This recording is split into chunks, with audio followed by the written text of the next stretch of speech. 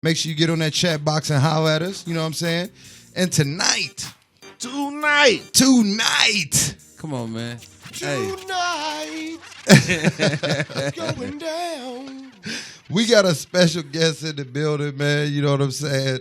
I want to introduce him properly. You know, he's got 18 on the billboard. On the billboard. On the billboard okay. chart. 19 coming soon. 19 coming soon. As soon as we get 20, then I can get that commemorative poster made. Yeah. I'm holding off until it's 20. No poster until we hit 20. And then you got, you brought millions to the community. This is a fact. Millions. Not 100,000. No. Hold on, man. Not a couple hundred. Shows that were almost 1 million. Like Lil Wayne, 2 Chainz, and T.I., America's Most Wanted tour a couple years back. Drake. Those shits almost run 1 million. The last time we did that Wiz Khalifa with Kendrick and all them, that was like 380. So you got $1 million in shows just at the Murata alone since 2011 to 2016. So I'm just saying, Nuvo, like, come on, get a man the cover. Give him the cover. It was a digital copy, but I got a cover story from the Hype. And that was cool. I mean, I just wanted something. Shout out to Jamila. You know what I'm saying? I'll put it to you this way. I think like Indy's really gone out of its way to not give me a cover. Like when I broke a Guinness World Record, this is something the world recognizes. Guinness Book of World Records. The cover of Indy Star that week was Indy's Best Burrito. Like, what is it? What's the best burrito in town? I broke a world record and funded a school in Africa, and you think what burrito is the best is more important? So, tell them what the record is. Hold on. What's the record? It's not anymore, but my record was 9 hours and 15 minutes. The fact that I did it for charity, no one's ever done that. So I haven't had the record since 2011, but my school stands. All right, so the record now is 17-plus hours set by a guy in L.A., and now Murs, one of the strange music artists, formerly of Warner Brothers, Def Jux, that whole nine, Murs is set out to do 24 hours. So I hit him. I said, you have my blessing. Do it for a good cause. Yeah. And he favorited that and was like, all right, cool. So I see Murs every now and again around Los Angeles, and I know Sharon wants to do it, one of the battle MCs. It can be done. Like any rapper, I think, can do it if they really set out. Like I didn't smoke for 6 months. I didn't eat shit food. Can I yeah? No. Try no, to. You cannot. I did not eat poor, crappy food. I worked out. I swam. I got my lungs right. Yeah. Got with Rusty Redenbacher once, twice a week and let him just spin records and instrumentals for 3-4 hours. I just sit there and rapped, and then I never did more than 4 hours leading up to that day. Yeah. That day, I was like, I'm going to do 9 hours and 15 because that's what you had to do to break the record and have Guinness sign off on it, and that's what I did. So, that's crazy. Where'd you do it at? IUPUI. IUPUI. What's up, man? Hold on. Let me say his name. M80's in the building. What up, man? M80's, man. Come on. Hello, those at home. I know you're tuning in. I appreciate it. I got people tuning in Vegas, Los Angeles, Seattle, Indianapolis, Michigan, Ohio. So thank you. Maybe this could be the most viewed episode. Wow. So if you're tuning in one of those places, tell your friends to tune in. Spread that love. And this is what? It's a weekly show? Yeah. It's weekly. So don't just not tune in because I'm not here every week. Tune in and knowledge yourself. Every week. Get the That's knowledge. what it is. Get the Hit knowledge. that chat box. Educate Let us know your you're think checking him tanks. out. Absolutely. So, look, man, let's start off, right here. You know what I'm saying? This is important for the city. You know what I'm saying, of course. And you've done a lot of things, man. Toledo, Ohio, Indianapolis, in the Midwest. Talk about your start, man. What made you get into music, man? Talk about the start. I started rapping when I was 13 years old, 7th grade, McCord Junior High in Toledo. And I started rapping because no one was rapping. Right. There was tons of kids that were getting chicks. Like these 8th graders were getting chicks, and they were in rock bands. And I'm like, I don't play any instruments. I played the violin for a year. I didn't like it. That wasn't going to go. And I just started freestyling in the hallways, and it was like a weekly thing, like, look at that fag, the red book bag. And it just caught on, and people really loved it. When I moved to Indy, went to high school, commons battles. And this is a fact. And if you say otherwise, you're lying. There was not a single rapper in Lawrence Central High School from 1996 to 2000 that beat me in a battle. Never. I took out every MC at LC. That's a fact. MC. Then they had all the battles at the Cube, or not the Cube, I'm sorry, Glendale, whatever they called that. And I would go to those suit and tie style. I just flip it on them every week, and dudes didn't know how to do it. Some of the MCs that kept winning every week were The Chick, Anonymous, I think. Yeah. She like people couldn't beat her because they kept saying the same stuff. Right. Just like they kept saying the same things about me, and then I just break you down because I was good like that. Now, those skills of that yesteryear style of battling do not translate into the now battling. Right. These people are insanely technical, and it's rehearsed for a month straight and research and all that. I'd like to think I could jump in that arena. Right. Who knows? You and Disaster doing something, you know what I'm saying? We are doing something. He just finished playing himself in a movie called Bully. Yeah. He's got, I just need to get records on him. Yeah. And we have so many different ideas, and he's kind of leery about it because it's not easy for the battle dudes to break out of the mold to then make recorded music. Right. And I'm just going to throw this out there because the world doesn't know it, so those who are listening will hear this for the first time. Exclusive. He is just as good of a singer as he is a battle rapper. Oh, wow. What? Disaster Right? the singer. You hear that? Disaster going to get his Drake on. He can sing, and He'll get his the funny Drake. thing is, I know we could get Drake on the album because they're pretty tight. Like, Yeah. yo, man, Drake writes me every week, like, yo, man, I watched this battle, like how you put them bars together. Right. Drake is in tune with what this dude's doing, Yeah. so I need to get records on him. I could easily have the dude tour, could easily have him fly from city to city hosting battles in other states and stuff. Yeah. And then we're pitching some TV show ideas with him, and one of the shows, I'll just throw out the theme, is like a hip hop version of Punk'd. Yeah. And it's not where, like in Punk'd, where it's like we're just going to target 3, famous people each week. Right. You could just do like random stuff, you're a waiter in a restaurant, and you're serving up some people, and like just start, disrespecting dude. Right. And then lead up to the Going end of the in on episode where you focus on the one celebrity. Right. So we pitched that. The executive producers love it. Like that's like Los Angeles stuff. You can just come up with ideas and walk into a television studio. And you people can put one sheets together for albums not even made and hit up record labels and go. Like Get the check.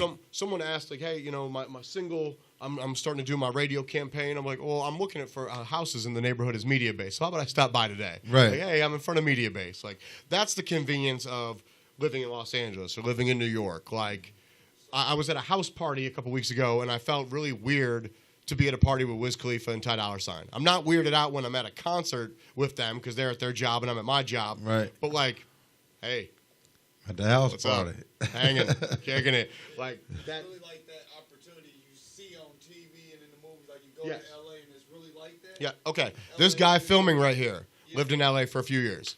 I think the story goes like this. On the third day you lived there, Angelo, Rambo, somehow saw the game in Too Short. Went up to them and started talking to them, and the game liked Angelo and was like, we're having a house party, you should come. Angelo goes to the party, he's hanging out with the game in Too Short, and at the time, a rapper known as K-Dot, that you now know as Kendrick Lamar. This guy right here did Kendrick Lamar's first mixtape cover and lives in Indianapolis. Wow. That kind of stuff does not happen here. Right. You don't just like meet Peyton Manning and next thing you know you're on the Colts. Right. Nah, it don't work like That that. happened. Okay, so Let's sign up for that. I was supposed to be in the movie The Replacements. They didn't pick me.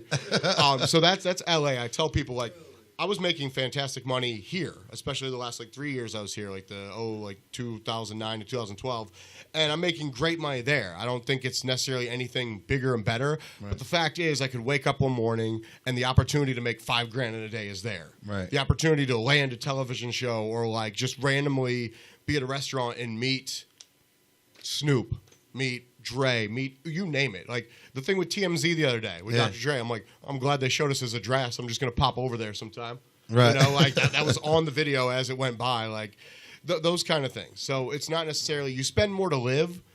The fact is, there's greater opportunity to earn. So it's justified. Absolutely.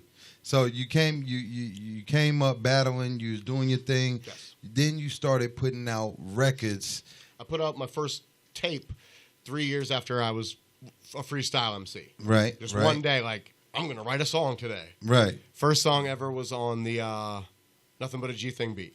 All right. And You was doing mixtape beats back then. Actual Jacking tapes. Yeah. Okay. That Mixed you tapes. record on the karaoke machine, have to make the tapes one at a time, take them to the Commons at LC, and pray you leave $50 to $100 richer each day. Yeah. And that's the difference between, and I explained this to someone in a meeting today, me then versus artists coming up now. The artists, it's too cool to like, hey man, my mixtape did 50,000 downloads, or I got X amount of likes or plays on YouTube or whatever. That's cool to them. Right. that didn't exist for me. What was cool to me was literally every day I was in college at IUPUI, I did not leave campus till I made $100 a day. That's a fact. So 3 years, 100 to 200 some days a year of schooling, that's a fact. And I was able to work it out with the campus where I donated 10% to student organizations so I didn't have to get harassed by cops. I could sit out there with the boombox, 1 for 10, 2 for 5, whatever I had to do. Like, I'm getting these off. And they went off. And so every album, I could say I sold 3,000 units, 4,000 units.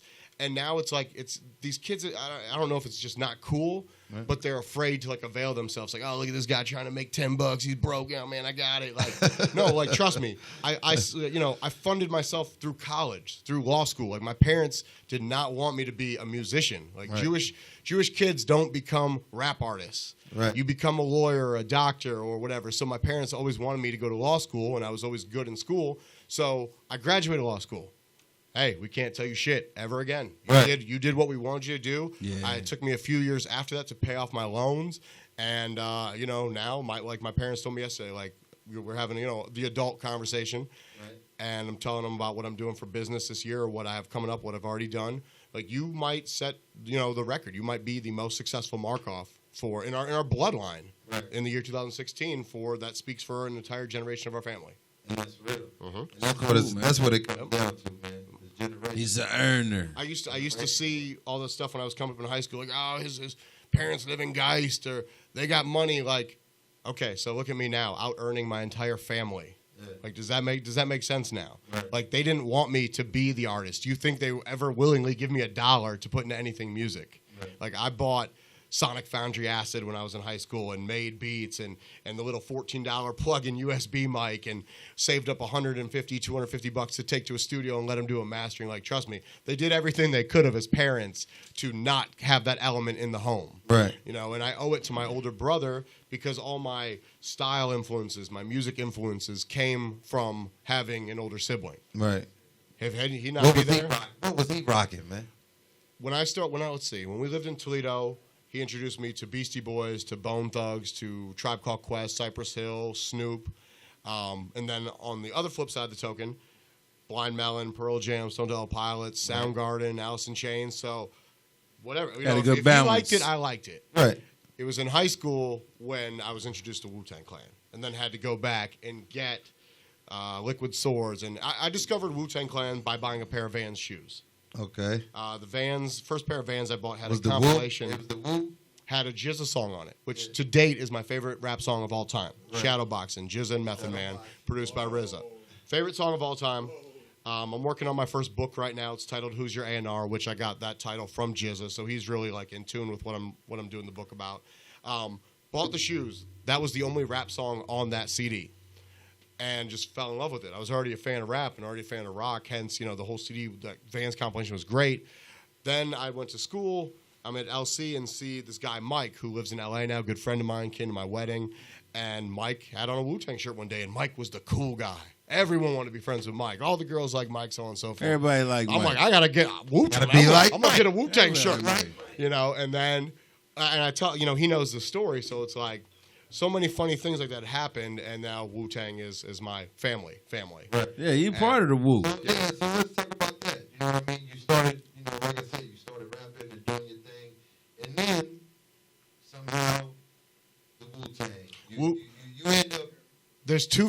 Wu-Tang has two favorite M80 stories. Okay. You guys will like. Right. One of them is in 1998. I got arrested for the first time for trying to steal a copy of Wu-Tang Forever out of Myers. And I already owned it. It was for my friend Sean. And remember, CDs were in those big cases? So I used to just go into stores and change the sticker on CDs. So every CD was like $2. I did that to this Wu-Tang CD, and as I'm walking to the register, it falls out of the giant security thing. I put it in my pants. I didn't pay the $2.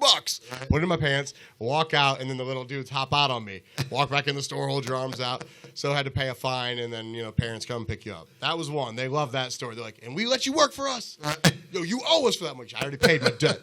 Second story is this more recent story, the infamous story of the white Wu-Tang member. And to my wife and family watching at home, like, you've already lived through this, and I already copped to it, so please don't be mad. It happened way before we met, babe. 2009, Showbox Soto, Seattle.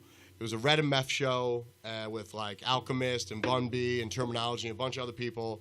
And this would usually happen. Like, and you know, the girls always thought like, oh, you're going on tour. I'm so worried. I'm like, trust me, like, I'm a chick's last resort. Like, you go for Method Man or RZA or Jizza or whatever, like, you got to be like, I can't get to any of them before you're like, what's up, M80? Hey, white guy. So one night, I was the dude and got this chick who was with her boyfriend and a bunch of girls. And, like, apparently her friend keeps blowing her up, like, because, like, the boyfriend's like, what the hell? Get her, and we're doing some things, and I just kind of messed all over the side of her. She was walking away because she's like, my boyfriend, all these people are hitting me, we got to go. And she's telling her girl, like, I don't know his name, but I'm with, like, the white guy from Wu-Tang. Yeah. And so this is a story that's running all the magazines, like, who is the infamous white member of Wu-Tang? And there's me and there's Remedy, but Remedy never toured with any of Wu, so, like, yeah, it's me.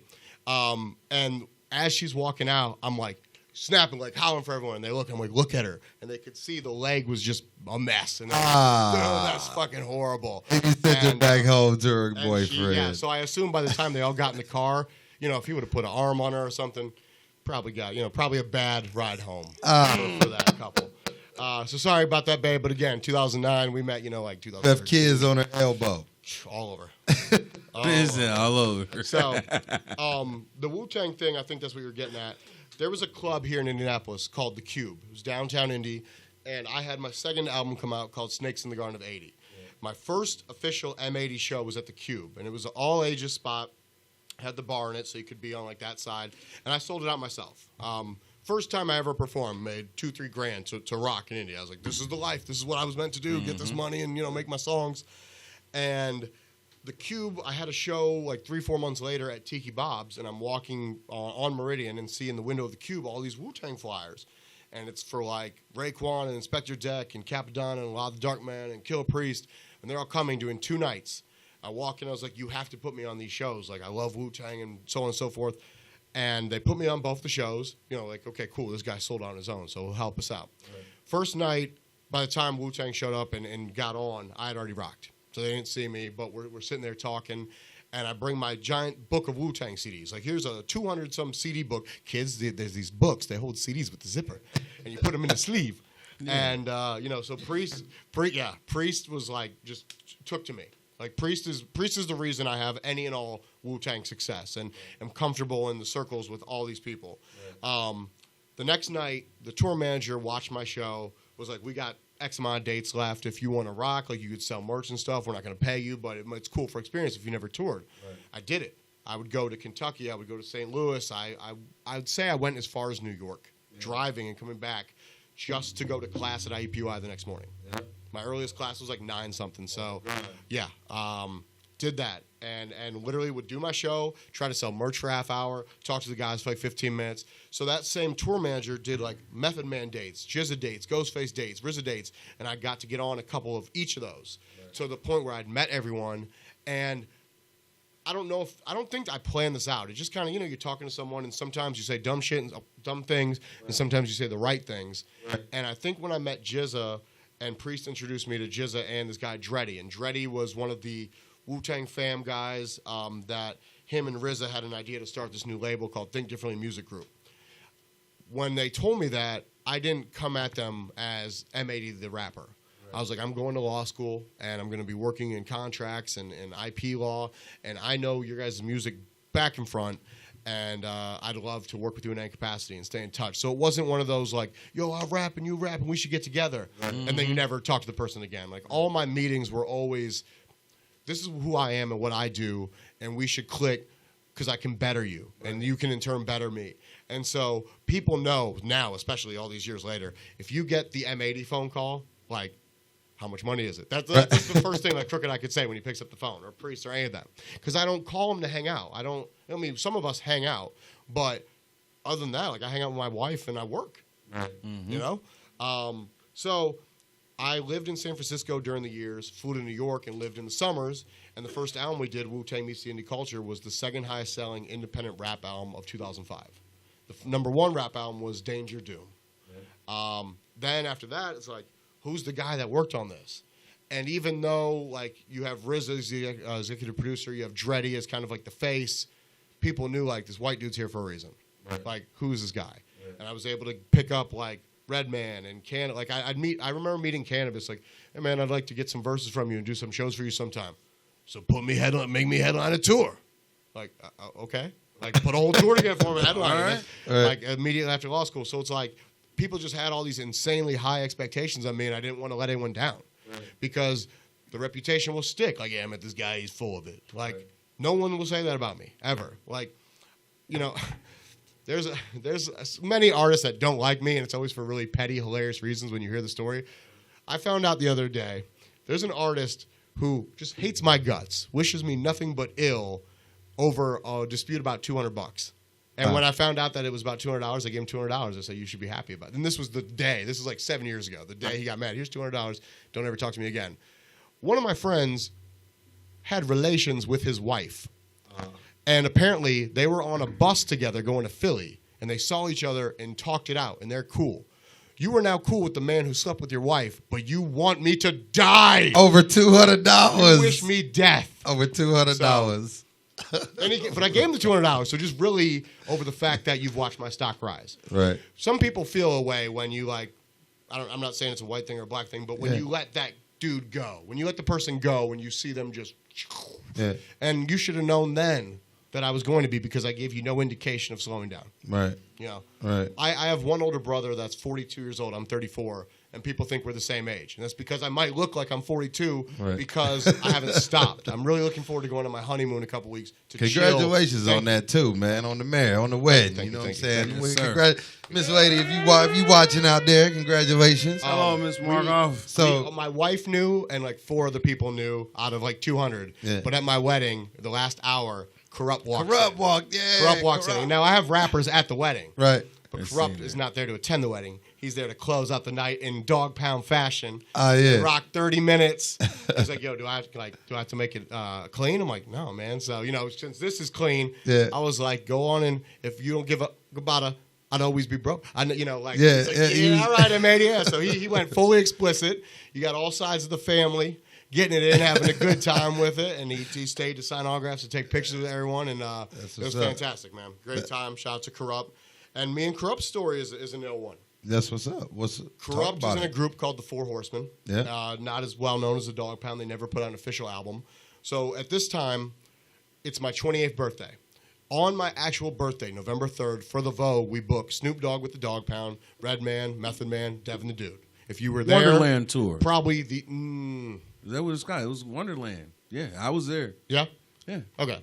Well, whatever tour it was, probably one of the best rap shows that's ever come to Indy. Definitely. Okay, like there was Colts players and Pacers players that could not get in that door. Yeah. I think I remember that night, because that was the night we was with EG. It was and an all actual that. Tuesday on my birthday. I remember that. I remember specifically. Had Meth and Red was crowd walking. Yeah. Never seen that before. So I've known Red and Meth already for years. I go out to lunch with them. We went to Stir Crazy in Castleton. That's not open anymore, which sucks, because every rapper I'd bring here, I'd always take them there. They love that place. Right. Then I'm at Soundcheck with them, and Krupp walks in. Hey, we never met. I'm M80. You know, instantly just showing me love because he's a good person like that. And I represent Cannabis, and we need to do this Four Horsemen album. You're with me. That's what we need to do. Take my math. Da-da-da-da-da. Everyone always wanted this Four Horsemen album. Four Horsemen was the original Slaughterhouse. If a Four Horsemen album would have come out, and by the way, it's Corrupt, Cannabis, Razcast, Kill Priest. Okay. So if that would have come out, say, in 1998 to 2002, at least gold. Right. That would have been that. Yeah. When I wanted to do it, probably could have topped out around 50,000 records. Definitely could have toured the whole 9. Right. So I'm now, okay, Corrupt's like, you're the missing piece. Because Cannabis was the one that no one could ever get a hold of. Right. At this time, Corrupt, Priest, and Razcast all live in L.A. within 10 minutes of each other. They can get together and record anytime they want. Get over Cannabis. Right? Mm-hmm. He's moving around and all this stuff. So then, before the show, after Soundcheck, Corrupt and I go to Naked Chopsticks next door, and we're doing shots of Patron. We're talking, got him recording about the Four Horsemen, and Corrupt just starts feeling around. He's like, I can't find my wallet. He's like, all my money's in there, my passport, my ID. I just look down. I see it's just sitting there by the bar stool. Right. Reach down, pick it up. I'm like, this is your wallet? I have you. I got you for life. So Corrupt and I did A&R 2 records for him in 2011, the Academy compilation he did, and the Pentagon Riders compilation. Check out both those if you have not. We haven't worked so heavy because he hasn't done a next album. Right. He launched his Moon Rock thing, and that's been like the big bread and butter. And of course, that's big business throughout Cali and all those legal tree states. But yeah, like you find a guy's wallet with all his money and all his papers to travel the world. Like, hey, never do me wrong, and you're good. And I always have been. Anything I've ever needed. That's it, man. That's it. That's real, man. Keep it real. They keep it real with you, man. Mm-hmm. Absolutely. So that's transferred into A&R M80. Yes. You working at? I work for the company's Holy Toledo Productions. The only company I've ever worked for as I had the VP of A&R title at RBC Records. Right. Now, RBC, for those that don't know, it's an independent company, and it does two things. There's RBC, the record label. There's RBC Records. That's more of a marketing and business infrastructure. Right. So, like E40 is an RBC artist, but he's not on RBC Records. Right. He hires RBC to run the infrastructure for his label, Sick With It, and Heavy on the Grind Entertainment. Gotcha. They have the infrastructure. When he talking about infrastructure, he's talking about publicists, publicists, distribution, radio, everything that is the machine. Yeah, the machine. Mm-hmm. Like Tech Nine, Ritz, Chris Calico, all these people are signed to Strange Music. That's the record label. Right. RBC is their infrastructure. They oversee the distribution with Fontana, with Ingrooves, with radio. That's them. Right. Webby, Boosie. Oh, I can't tell the story, but if you haven't heard that Boosie C Murder album, check that out. Yeah. That's an RBC release. That's an actual RBC Records release. Right. So that's the only label I've worked for as an employee. Right. Other than that, every label you've seen me release records on, like Baby Grand Nature Sounds, Atlantic, 101, Fontana, the list goes on and on. Right. They hire me to either hire they're signing the record, the project, or they're hiring me as an A&R to develop a specific artist that they've already signed. Okay. And that's the bread and butter. After they sign them and you put their package together. It's like, I don't like it when companies do that because it's pretty much like, hey, you're well connected. Right. Yeah. Therefore, we'll pay you, say, $5,000 to do this, which would have cost us $20. Make it happen. Right. Cool, okay, I'll do it because it's a paycheck, but it's like, I feel like calling all these people like, hey, man, we'll give you 5 G's if you can get Inspector Deck and True Master and da-da-da on this Wu-Tang side project because those are your people, and we'll give you some money to hit them off. It's like, we'll pay you 5 and extend 10 for us to save 35. All right, I get it, and it works like that sometimes. Right. So. Right. To pay you to cut the corners, man. Yes. Absolutely. Cut some corners for us. So I want you to reach back right now because there's a lot of people watching, you know what I'm saying? There's a lot of artists watching and things of that nature who don't get the education, you know what I'm saying, from somebody who's doing things on that level. So, for the independent artists right now, give them a behind the scenes look at the game and what direction they should be taking projects in and the way they should be thinking about their branding. I will say 2 things that are just in my head immediately. The biggest source of music revenue right now is streaming. And that's sad. Your song has to get streamed 16 times for you to make 1 cent. Okay? Something like that. Imagine that is the biggest streaming source. So when Pharrell's Happy was streamed 45 million times and he made 60 grand, like, that's not cool. Right. Like, that's we have to do something about that. Like, the technology and the infrastructure of that is so new that's why those companies are getting away with it. Right. Like, how does the artist stay broke and Spotify's worth billions now out of the course of a year, 2 years? Like, that seems like such an easy idea. Like Napster could have done that if they would have let Napster stay. Right. So there's that. Like, iTunes barely matters anymore. Physical CD sales barely matter anymore. Like, more people don't do physical because a label will intentionally press more than they need to fill what they call an IO, initial order. Right. That way, when they ship them to the stores and they don't sell, they get shipped back. And even though they've only billed them for like cost, they're billing back to you, the artist, retail. So what costs the label $1 something, you get billed $10, and that's what keeps an artist in the red, and therefore they're not making money when their records are selling. And then you're in debt to the label. So either an artist will manufacture their own and be like, this is what I'm giving you. Right. And if you need more, I'll make more. That way that can't happen. Like, industry tricks that you don't know. Like, you can't read about this in a book, in a school book. probably read about it when someone with industry knowledge has spoken on it.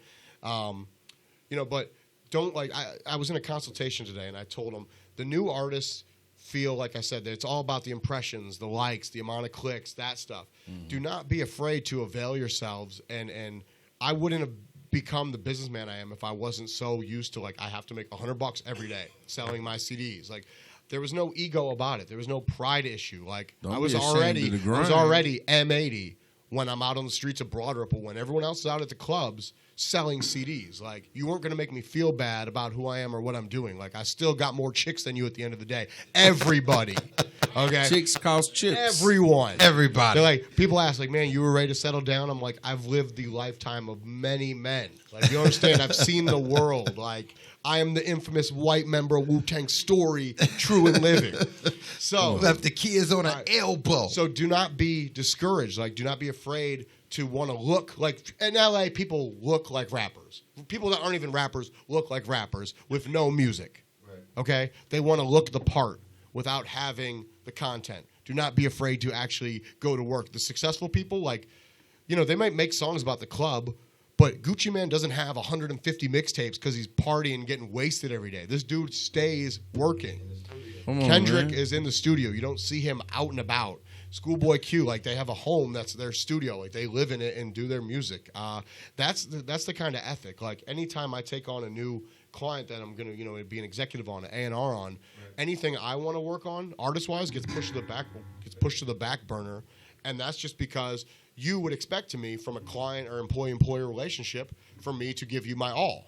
And I can't give you my all if I'm oh, you rap too? Well, cool, man, check out my raps. It's not about that. You're not hiring me because I'm a dope rapper unless you want a feature. Right. Come on. So there's that. This is the most important. You don't have to love school, okay? I was always great at school, not a 4.0, but damn near close to it. High school, college, and law school. I knew what I wanted to do when I was 13. I read the Source magazine one day randomly, and the Locks are in there talking about their screwed up deal with Bad Boy and how the artist is always going to stay broke. The business people behind the artist are always going to stay having money. I read that, and before then I never even considered the business of music. It was always I just want to be a rapper. Right. Oh, but you're telling me I could be broke? But if I apply myself and my knowledge, I could have money? I want that. Yeah. Therefore, what do I have to do to be the most successful in the business of music? And that was where staying in school went. Now, you don't have to stay in school if you don't like it, if you don't feel it applies to you. But if you drop out, you can't not educate yourself. There are libraries, there are internets. You at least have to then say, my new major that I'm not in an institution of school is the business of music. Here are 10,000 volumes on what I want to do and be and what I think I can become. You have to at least apply yourself to this new school. Right. If you drop out of school and then don't have that, then you've wasted your life. And when you become 40-something, you're going to realize, man, I wish I could go back and I could have done this for free. And you can, when you do that, you can be hey, I can go work. It's like going to night school if you want. I'll read one of these books for 3 hours a night until I read all 50 volumes. People who study for their GED. You're not in school. You're studying on your own time to then take a test. There's no test for you to take other than the test of life to see if what you've learned on your own, if you can apply it and be successful with it. Right. So that's what it is. A lot of people don't consider, they're so used to just this school's not for me. I'm not with it. I'm not with the institution. That don't mean learning ain't for you. It's not teaching me what I need to know to build. And come on, we all know, you've never been in a situation where you'd be 1886 is the answer to that question. No, we've never been in those situations. You've never been Montana's to the west. No, never. But, unless you're routing a tour. Right. But if you know what you want to be in life, you can structure your own educational program and plan to achieve that kind of education goal. And you can use that education to apply yourself. And I still try to at least read one book a month, whether it's usually right now, it's nothing outside of the realm of entertainment. I read autobiographies on artists like Prodigy and the Scarface book is the best book I've read all year. So read it if you have not. Yeah. Scarface, I had no idea, but tried to kill himself when he was a kid. Not just once, multiple times. Did not want to live. His living situation was so bad. No idea that he was the VP of Def Jam South. And he's I sold with Rap-A-Lot 4 million records in my time.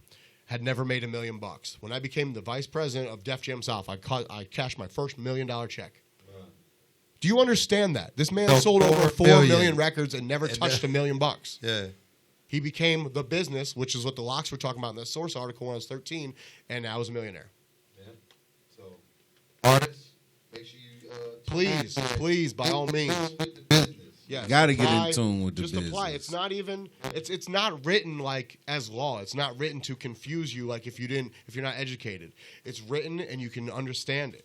Right. You know, like people ask me a lot of like publishing related questions and royalties and related. Like that can be tricky, granted, because it's not something you don't want to learn that off the rip. Right. You do want to study over time. Your mind will grow. Like the reason I keep reading at least one book a month is to keep that side of the brain, those wheels grinding. Otherwise, it's, like every week that I have is the same week. It's sporting events, it's clubs, it's studios, it's label meetings, concerts. So why not take some time to do something better, good for you? Like people that work out, and I've been slacking on that too, but it's like there's things everyone should be doing. You should be taking care of your body, you should be eating right, you should be reading. Like these things should be part of the day-to-day. Right. Yes. Okay? Right. And I know artists that might not be what you want to hear because it's not cool. Reading is not cool, man. Like you don't see any music videos. Like, there was Drinking lean. There was a Little John video that Ryan Festa put together one time where he's like, I walked in Little John's house, I thought it was gonna be turned up, and he walks in there all reading books. Yeah. That's the best. Like you don't see those images because it's not cool. But trust me, I think it's gonna be pretty cool when I'm 80 years old, or even when I'm 50 years old, and I'm like, what am I gonna do today? Oh, whatever I want. That's how I live my life right now. Right. I wake up in the morning and say I can do whatever I want today. And I have the bank account to back it up, with a resume to back it up, with the credentials that I know that I worked for and obtained. Very important to have those things in order. That's where some people get it twisted, that priority's not in place. They want to be able to do what they want to do, but they're not willing to do what they have to do to get there. And shouts out to you. Them long nights driving back from Lord knows where, closer to the East Coast to get back to school, because it'd have been easy to drop out. Man, you on tour with the Wu-Tang. You messing with cannabis. And I will say this. If you don't, if you want to be a rapper, let's say, because that's what, that was my start. I wouldn't be in any of this business-related stuff if it wasn't for me wanting to rap. Mm-hmm. I don't wholeheartedly love rapping anymore. I love performing. Like, I did a show last week in Salt Lake, loved it. Anytime I'm booked for a show, that's what I still love about rap. There's too many people that are rappers, are producers, are in some aspect. If you do not love it, like you're fully committed to it, step aside. Right. Please do. Let someone that wants it. Like if I never put out another album again, I'm cool. I just want to keep making albums for the people who love it. Right. Mm-hmm. I love the fact that I'm intelligent. I'm really happy that I'm writing a book right now because if this book is successful, I look forward to writing more books. Mm-hmm. I love booking tours and managing tours and traveling the world and getting to see places I've never seen before. I don't have to be that guy anymore with the mic in my hand. The times that I do it, I love specifically those times. Right. Living in Los Angeles made me that way. People go to be creative and all that. It's had the opposite effect on me. I found it very uninspiring as an artist because I see people, the ones that are connected, these OGs, the West Coast vets, can get anything they want for their record, any producer, any feature, whatever, and keep their costs low. So if the record tanks, they still didn't lose. Right. The new artists come in, they have to spend lots of money to make the records they want to make because this is what they see. They see, the video's got to be expensive because this looks expensive. Mm-hmm. I want to do a song with this guy because he's the popping guy. And we'll spend, whatever, all their money that they've ever saved up in their life to come to the realization that people aren't buying music anymore. Right? So I don't love it for those reasons. Like, I don't want, my time, every minute, I did this the other day. Every minute of my time is worth $1.88. $1.88. $1.88 is what I make every minute of the day, 24 hours a day, 365 days a year. So therefore, I don't want to waste my own time if I can't even make that money back when I can be doing something that will give me that money. That'll get you that $1.88 a minute. Mm-hmm. Well, I'm making about 30 cents a minute, so keep working. Gonna pay the bills. So here we go. So we got a couple of records from you tonight that we're gonna play. You know what I'm saying? That you pass along to us, exclusive joints. Thank you. All right. So can I say one more thing though? Absolutely. I booked 3 shows for Indianapolis this week. Yep. 2 of them at the Vogue, one's at the Murat. I got October 12th Ritz with Jaron Benton, Ritz from Strange Music, Jaron Benton, formerly of Funk Volume. Right. I got Shadow, Chucky Work Clothes, Bulletproof and the Fool, and Ed Money and C-Mob on that joint. October 28th. This is funny because to me, I don't remember what the tour is called, but it's like the Great White Rappers Tour in my mind. It's Yellow Wolf, Bubba Sparks. It's all white dudes. I never booked one of those before. Yellow Wolf, Bubba Sparks, Struggle Jennings, and Jelly Roll. So for Indy, that's going to sell out 10 times. Man. Yeah, that'll sell out in 3 days. And then we just booked Machine Gun Kelly and special guest to be announced for our day before Thanksgiving bash. And by the way, he's not here, and I've met him a few times. I'm really fortunate to, but when I moved from Indy and I started bringing all the productions here, the whole point was at one point I'm going to move. I want other people to emulate what I'm doing and just better the city. Right. And this guy's doing a fantastic job, Creative Carter. So shout out to him. Oh yeah, I would love to fly back just for a Master P show in 2016. Come on, man. Indeed, dude. Master P. Look, Master P came in the office one day at RBC, and I schoolgirl. Fanned out, man. He was sitting in a meeting, and he's talking, and all the executives don't know, what he's talking about. And I'm like, oh, Power, your newest single, and da-da-da, yeah. And he's like, this guy's with me. I'm like, man, I'm going to work for Master P now. Awesome. Hey, man, take my cell number. I'm like, I can call Master P. Right. And I was, in high school, when you and 5 friends went to Sam Goody and yo, man, I'm going to buy Soulja Slim. You get Gambino Family, and we'll trade. Right. Man, I got all the CDs still. But shout out to Creative Carter and Indianapolis, even though I don't live here, I'll still hold you down. Don't worry about it. Toledo still holds you down. Stay tuned for a lot of M80 projects. And, always keep it. Stop beefing because, you get so much more done. Come on, man. Start eating, man. You know what I mean? You eat. Start so eating. Tell the people how they get hold of you. My dad asked me if I was having a boy or girl the other day because he knows I've been eating. Uh-oh. Man. Eating great. A lot of beef. Yeah, dude. Lots of eating, man. So what do you want me to say? What's good? Tell people how they get a hold of you, man. They want to know how they get a hold of you. I just told people out there, man, I'm not going to give you my cell number. But if you hit me directly, on a Facebook or email, I'll give it to you. I've had the same phone number since I was 16. I'm 34 years old now. And I know people that change their phone number every month for whatever reason. But I've kept mine the same because I've never done anyone wrong. That's real. There's no reason to change it when you've done good. Come on, man. All right? So my number stays the same. Same 317 number. Almighty M80. ALMIGHTY M80. That's Twitter. That's Instagram. At Gmail is the email address. Facebook is Matthew Markoff, and I think we do at least 85% of our business via Facebook. I've booked entire tours across the United States on Facebook. And then I have artists, I'll try to be, hey, do you want to open up for this show? Oh, I don't really, do business on Facebook. I'm like, well, I've made, hundreds of thousands of dollars on Facebook. So when MySpace was popping, oh, my God, when MySpace started not popping, I got real sad. I don't know what's going to happen with this Facebook thing. And Facebook's been cool, but MySpace, whoo. Fans from all over the world will be like, how much for a Kill Priest verse? 8 times a week. I'm like, bring it. Just, yeah. So, let's go. Yes. Hey, man, I got a little story, man. He keep talking about this money. So one night, we ain't gonna tell no names and nothing like that, but one night we was at a studio and some guys came in with a bag of money. I'm thinking I'm in the middle of, some type of transaction or something. Right. You know what they were selling and moving? What they were selling? Music, man. Music. Them verses, man. I was just brought the bag in. You know what I'm saying? So I seen it with my own eyes. It's plenty of money in the music business if you know the business. Yep. Real talk, man. I can give you my story too, man. Before you get out of here, Spice One. Yeah, I think to date I'm the only promoter in the state of Indiana to ever bring Spice One through because I know a dozen that got by the Spice Man. Spice One. I had to book $3,000 of flights to get him here at 1 a.m.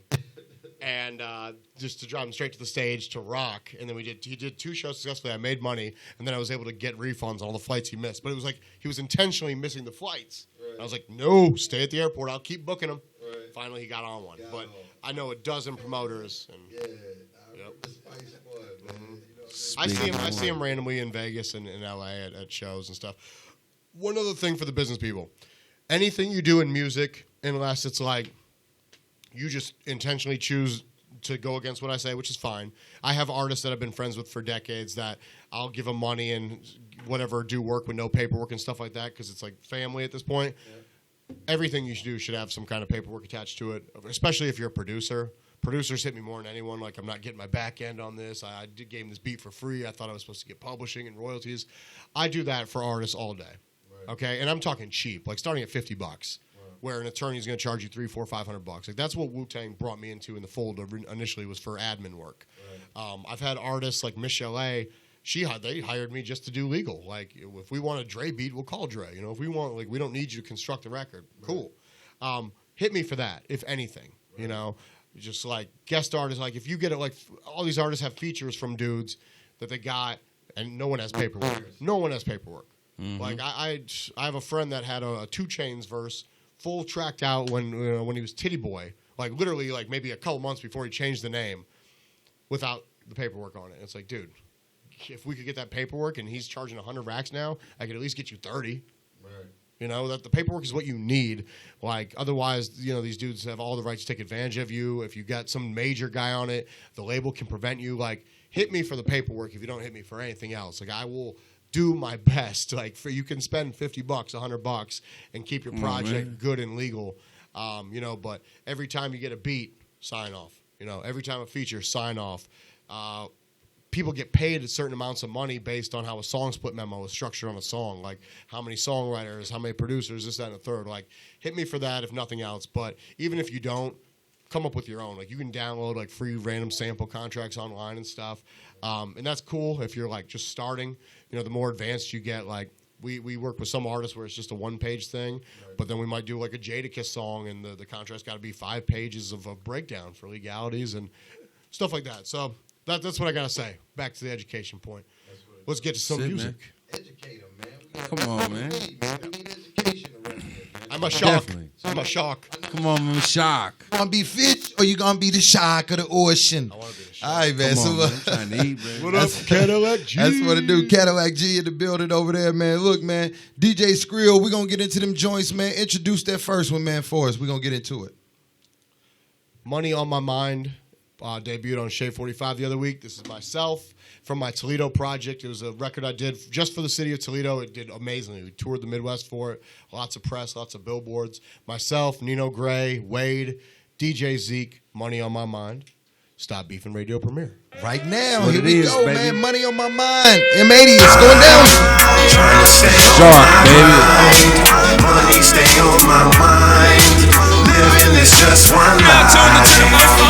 It's just one life. Trying to stay on my grind. Money stay on my mind. Living is just one life. In the lab, plates of that white, pockets of green. Purple smoke fills the air, cups on dope promethazine. Stripper bitches, G-string divas off the meter. Booty clap to the beat while we stack up a sweet. Pop a clipping, lick shots, peep out the wristwatch. Hitchcock, 12 on time, zoning, I get props, no mistaken. The city got it, fools be faking. Never out the crib like government got them with anklets. We worldwide players, lamping in luxury. Stable of bad bitches, your idea of diamonds, nickels, and pennies. I'm the one, Top Gun, Donald Goins Gotti. Treacherous when I spit, guess my nature is naughty. Lottie-dottie, we flaunt jewels, that's Scotty. We pop tools, so probably we rock the party, it's on. Toast at my wedding, Sean Dawn. Pop that pussy one time, sit on the throne, off a bone. I'm the king like Kong. Trying to stay on my grind. Money stay on my mind. Living is just one life. Living is just one life. Trying to stay on my grind. Money stay on my mind. Living is just one life. Living is just one life. Life's a re-up, I'm in my go-getter stance. You don't get it back, there's no second chance. So I get it and count it, spin it, forget it. I live it to win it, and live it to the limit. So it shows the hustle, the dough by the mountain. And more of that color green and you can smoke a count, kid. Glass City getting cash like no other. Regardless of what you do, hate is your favorite color. So I step in the spot, crispy ass kicks. Spinning off sticky hash, strictly fast splits.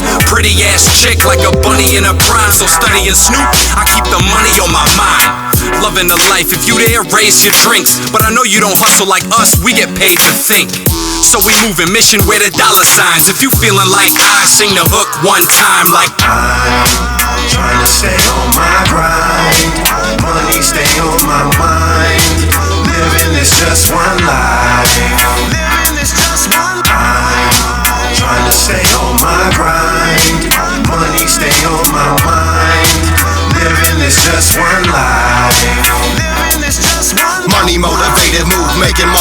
us. Bring it home the bacon, yeah, we caking, it's none other.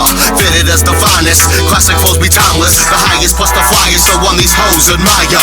Daddy long stroking, poking, got these bitches open off my opus. One day hoping I would life them, leave them hopeless. Never lose focus, we pop Chris and toast shit. Dollars in the air, feel the presence when we hear. Keep the essence of excellence, rapid fire pestilence. Pistol popping, hot kettle spit, yeah homie, we the shit. As if I have the time to put you up on game, use a lame. Think my coattails will bring you fame. See the game birthed me, not vice versa, a murder. Lethal weapon, know how step and go, experts in murder.